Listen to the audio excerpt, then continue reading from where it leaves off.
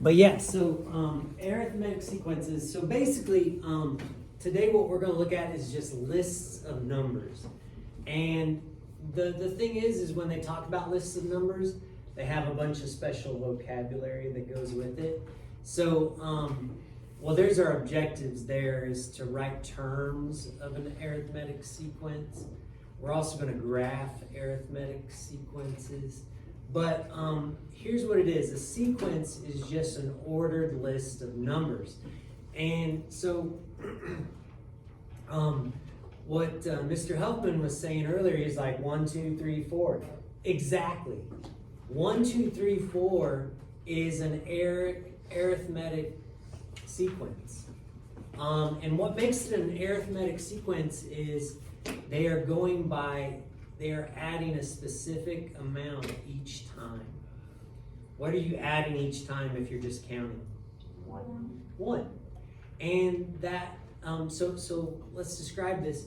Each number in a sequence is called a term. So the terms are 1, 2, 3, 4. And do you agree that you could keep going? Mm-hmm. You can keep going.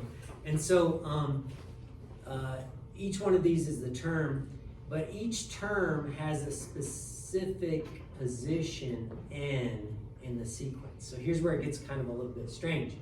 1 is the first position. Is everybody with me on that? 2 is the second position. 3 is the third position. 4 is the fourth position. When you're just counting, these are going to match, aren't they? Uh-huh. But if you're going by something other than 1, these aren't going to match directly. So let's take a look at a specific case here. The first position is 5. The second position's 10. The third position's 15. And do you see how we go on there? What appears to be the pattern? What are they doing instead of going by 1s each time? Yeah, it looks like they're going by 5s, right? Looks like they're going by 5s. And then what they have here is, if you have an unknown position, an unknown term, you call it, they use this a sub n. And that just means we have some term in some position, we just don't know what it is. So it's kind of a weird documentation that we can use here. So in an arithmetic sequence, the difference between each pair of consecutive terms is the same. So what's the difference between 10 and 5? 5. What's the difference between 25 and 20? 5. What we're doing is we're just doing 25 minus 20, right? And that number is going to be consistent. So the difference between each pair of consecutive terms is the same. This difference is called the common difference. So that's some vocabulary that I want you to get familiar with today, okay? Is a common difference. Oh, and again, maybe just to be real consistent here. 1, 2, 3, 4, 5. These are the positions, right? And these are the terms. All right, so check out these examples here. If we're going 5 to 10 to 15, the common difference would be 5. There's a typo here. I fixed it for next year, but I didn't fix it for you guys. Can you guys make that 12 and 11? What would be the common difference if you're going from 15 to 13 to 11? 2. Well, 13 minus 15 is what? Negative 2. Do you guys agree that you're adding a negative 2 each time? Mm-hmm. Adding a negative 2. So let's take this idea and let's extend an arithmetic sequence. So it says, write the next 3 terms of the arithmetic sequence.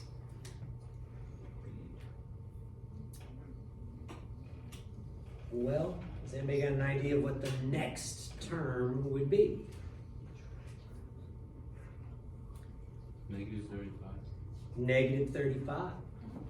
Negative 35 would be the next one. Now, Devin, how did you get that?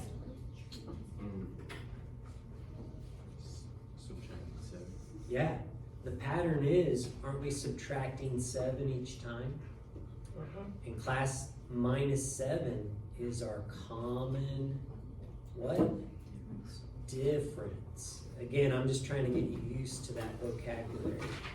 -7 is the common difference. And just a heads up, if you're like, man, I can't get the pattern, I'm not sure what it is, because sometimes with fractions it can be tough to tell. Just do -14 minus the number in front of it. Do -28, or whatever the number is, minus the number in front of it. That will get you the pattern. That will tell you what the common difference is. Yeah. You want me to fix this phone for 3? I fixed it for next year. You guys are stuck. Sorry about it. Yeah. I kind of think it's cute.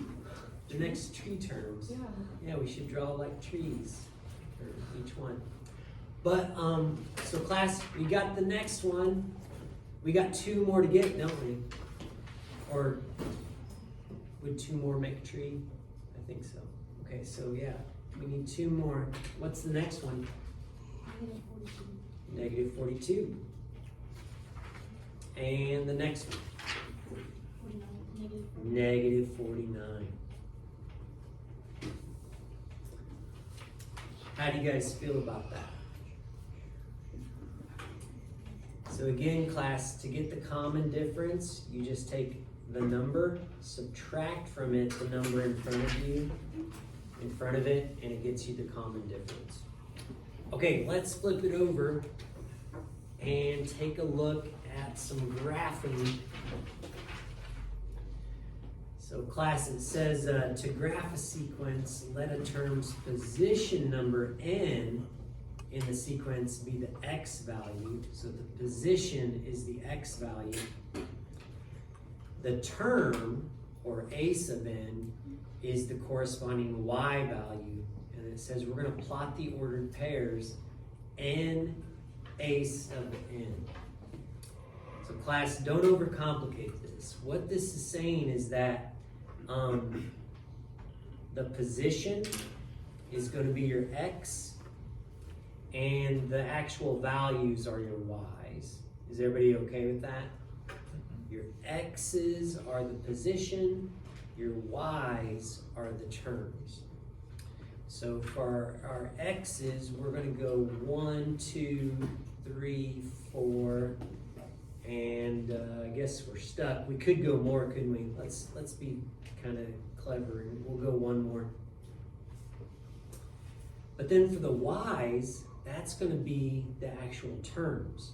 So when we're at 1, what was the term? 4. 4. So we got to go up to 4. And that's where our dot is. Position 1, term 4. Position 2, what's the corresponding y value? 8.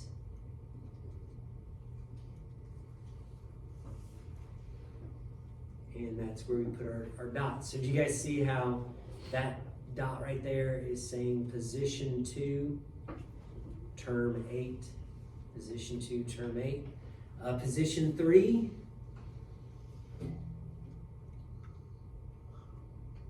we got to go up to 12. The graph paper is a little bit faint there. And then for position 4, we would go up to what?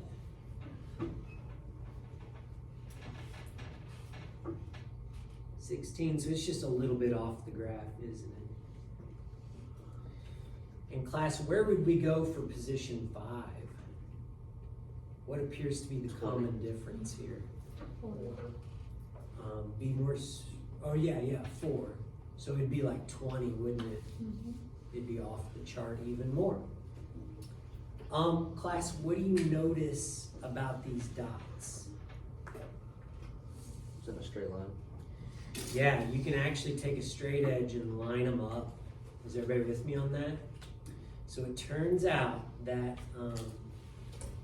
arithmetic sequences are linear. Arithmetic sequences are linear. Now you don't actually connect them though, because are we counting things in between? No, we're not counting fraction amounts. So it is a linear relationship, but it is discrete. We're not connecting the dots here. What do you guys think so far? Is this so bad? Good? Well, class, on example 3, it asks us to identify an arithmetic sequence from a graph, and they say, does the graph represent an arithmetic sequence? Explain.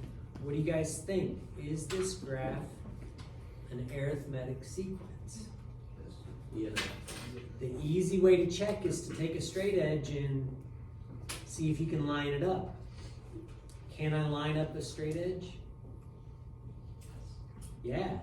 If you can, so because it's linear, you know it's arithmetic. But also, could you look at the pattern? What's the common difference here? -3. -3. So the common difference would also tell you it's arithmetic. If you've got a common difference, then you also know that it's arithmetic. Now class, the fact that it asked us if it's arithmetic means that there's some sequences that are not arithmetic. And so even though you're not going to see those for a little while, actually there is one on your handout or on your practice. But let me show you real quick one that's not arithmetic. So what would happen on it is, let's go one. You don't have to draw this if you don't want to. You can just take a look. But for the first one, maybe it's here. For the second one, it's here. For the third position, it's here. And for the fourth position, it's here. Class, is that linear?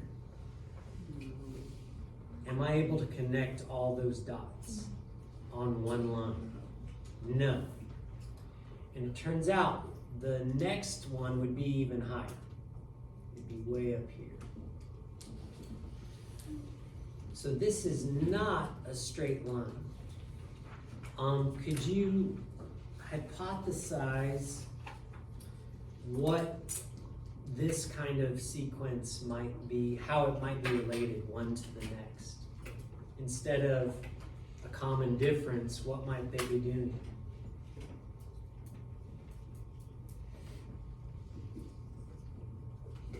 I'll just give you guys I'll just tell you then, this is called a geometric sequence.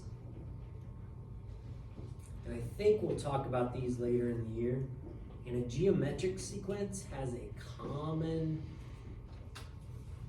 ratio.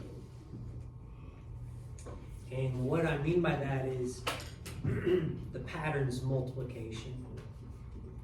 If you go 5 to 10 to 20 to 40, do you see how you're multiplying by 2 each time? So a common ratio is going to be a geometric sequence. It's actually going to be a curve if you were to connect the lines. So they're not all sequences are arithmetic. There are some other ones out there, but you just don't have to worry about them just yet. What do you guys think so far? So the vocabulary is a little weird, isn't it? The vocabulary is a little weird. How do you guys feel about it? Good. Are you good? Okay, let me get you some practice.